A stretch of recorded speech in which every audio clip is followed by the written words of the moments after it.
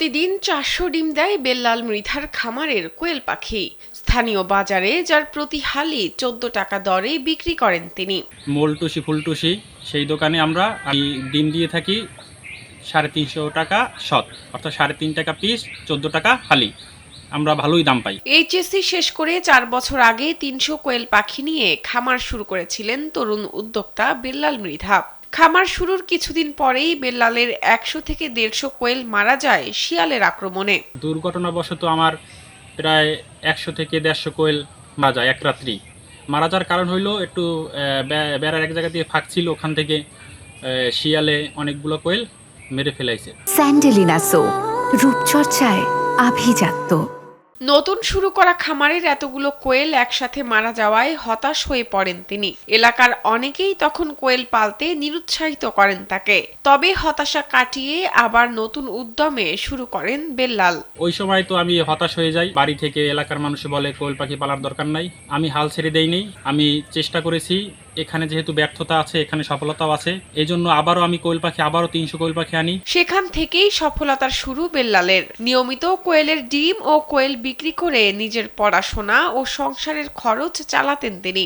আমি ডিম বিক্রি করে আমার চাহিদা, আমার পড়াশোনার সহ আমার সাংসারিক চাহিদা সকল কিছুই পূরণ করতে পারি, যা এই কোয়েল পাখি থেকে সম্ভব হয়েছে। বর্তমানে বেল্লালের খামারে আছে ৭০০ কোয়েল, যা থেকে প্রতি মাসে তার আয় ২০ থেকে ২২,০০০ টাকা। এছাড়াও তার খামারে থাকা টাইগার মুরগি থেকেও প্রতি মাসে আয় করেন তিনি। সব মিলিয়ে মাসে আয় হয় ২৫ থেকে ৩০,০০০ টাকা।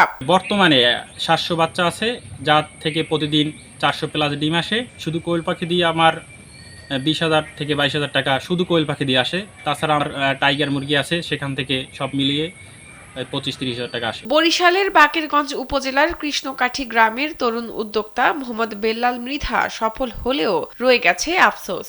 উপজেলা প্রাণী সম্পদ অধিদপ্তর থেকে কোনো সহায়তা বা পরামর্শ পান না বলে জানান তিনি।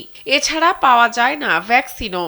সেক্ষেত্রে তাদের কাছে ভ্যাকসিন আনতে গেলে তারা বলে ভ্যাকসিন নাই, আপনারা পরে আসেন।